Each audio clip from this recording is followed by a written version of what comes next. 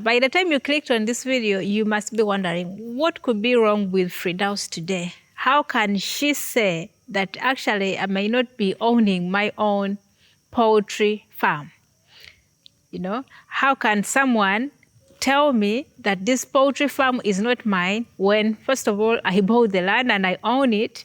I built poultry house. I built the poultry house. I bought the birds and I'm raising them.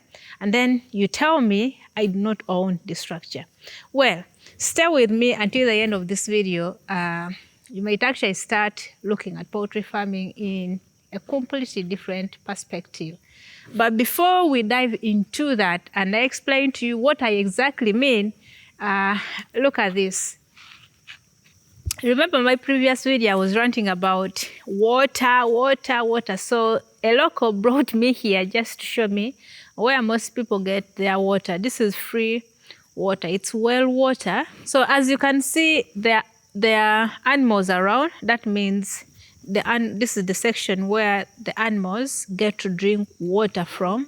Let me show you where people get the water from. There is a way they made it so that it's actually cleaner than it looks over there. It's such a big well, and over there, I don't know if you can see, over there someone is growing cabbages. They are very wonderful vegetables over there. I don't know if you can see. So all around there, and actually that water is used for brick making. You can see the bricks are over there. Yeah, so it's such a valuable resource for the community. There are some yams here, as I call the arrowroots. The water is quite clean. Look at that. Let me see if I can step here. I don't want to step in the water. So the water is quite clean, you know. So this is the first section. That's arrowroot, or what we call yams, boise. So this is the part where people come and fetch the water. What I'm not sure about is the fact that whether it's safe for drinking. It's such clean water, as you can see.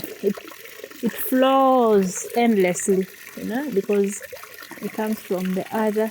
It's more like a river, eh? It's more like a river. Maybe it got disrupted. So this is the water source for the locals around here. It's a free one. So you tell me, do you think this water is safe for the birds to drink? You know, if it's safe, then this would be a better option as well. In the case we run into more water-related problems with my neighbors. So as I was still talking to you, you guys remember Kamis? You say hi to them. Hi. Kamis, How are you, nga you lost your mbuzeko? I'm digging. I lost someone. Oh, sorry. I lost my stepfather. Oh, sorry. But like now, 2 weeks. Even the other one didn't tell you. Sorry. So Kamis is telling me he lost his dad. But we didn't know. Sorry. Sorry. Sorry. My stepfather. Sorry. So what are you digging there? I'm just digging those like maize. You have some land there? I have land the other side. Okay. So we're just wondering if this water is safe for chickens. It's safe. It's safe, eh? But the other one is safe. Okay. You have seen it? I've seen it. Yeah. Okay. Nice to meet you again after a long time. Okay. We are then hospital, coming back. Even they didn't tell you. No, we have been busy, so and sometimes we are here, sometimes we go back to Kampala once the batch is done. Okay. Oh, sorry. Yeah. Okay, Kamis. Okay. We shall meet again. Okay. We shall bypass maybe sometime at your home. Okay. Okay. So welcome to day 4. We are still in the brooder. As you can see, they're making a week on Thursday, inshallah, and we shall be vaccinating them. There isn't much activity other than us making sure we are raising healthy birds Yeah, because trust me, from experience, raising healthy birds is only half the job. The rest of the job is actually after you have sold off these birds and made a profit. Because believe me or not, you can raise these birds, sell them, and still get disappointed. And this is actually related to what we shall be talking about. Our birds, on arrival, they were 34 grams, and today, as we speak, on day 4, the average weight right now is 112 grams. So clearly you can see that we are progressing. We don't have so many issues. We almost have 0 deformities so far, and all the birds are doing fine. Today we didn't receive any mortalities. From Thursday up to today is Monday, we've had 3 deaths. We've lost 3 chicks so far. And if we compare it to the previous batch, by now we had lost so many birds already. And at this point, we also had an outbreak. We had a very bad flu. Right now, we've not encountered that so far. So we are trying to correct our mistakes. We are trying to learn from our past mistakes. We are collecting data just to make sure we perfect everything. This is how we set up our brooder. Like you mentioned last time, we had huge challenge about containing heat. And within here, we are using only 1 stove. And during the day, because it's hot, we do not actually have to put a stove in here, So yeah, let's get into the video. So why did I say you probably don't own your poultry farm? Of course, you legally own this farm because the land is yours, you bought it, you build the poultry structure, and the chickens are yours because you bought them. And obviously that's not what I'm talking about. I'm talking about who controls your business. Once I started thinking like that, I started looking at poultry farming in a completely different angle. Let's think together. When you need chicks, when you need to buy chicks, who decides their price? Probably not you. When you want to buy feeds, who determines the prices of these concentrates? Probably not you. When medicine for these chickens become expensive, can you negotiate? Probably not. You do not negotiate. Let me ask you something else. Now your birds are ready for sale. They are on market. You call the buyers. They come on your farm, Once they are on your farm, they come, they tell you the market price, But who determines this market price? Have you been consulted? You've not been consulted, of course.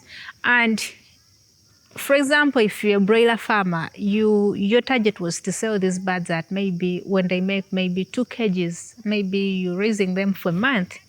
And that means an extra day on your farm. It means extra expenses. You're going to need to buy them more feed. You need to pay for more labor that you're going to use to raise those birds, paying more bills. So what you do, you choose to sell your product at that particular price that you have been told, and you're not even in position to negotiate. So let me ask you something. If someone else is controlling the prices of your inputs, and also someone else is controlling the prices of your output, how much control do you really have over your business? So let's fall one bird. You are going to book this bird from the hatchery, and this bird can't come on your farm when you've not paid for it. That means your supplier has been paid already, After that, you bring this bird on the farm, and it has to be fed. You go buy the feeds. That means the feed supplier or the feed company has already been paid. Let's talk about the transport. Every transport you're going to incur during the process of raising this bird, you have to pay for transportation. that has been cleared. When this bird gets sick, guess who you're going to pay first? You go to the vet shop, you buy the drugs, and you pay the doctor. You pay the vet officer, for their services and maybe the medicine. That means those guys have been paid. But what if this bird gets sick and it dies? Who bears all that burden? Who bears that loss? It's you, the farmer.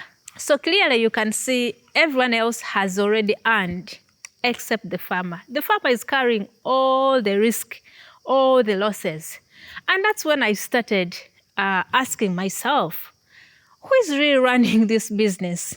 Am I in control? Am I the one running this business? I recently came across this interesting phenomenon which explains the fact that you may seem to be owning the business, running it, but you're losing control over important decisions, Imagine a farmer, you wake up every morning, you clean the poultry house, you feed the birds, you monitor the temperatures, and I don't even want to mention the brooding days where some people actually have to stay awake the entire night just to make sure these birds are okay. But despite all that effort, the farmer is not able to decide the prices of these feeds.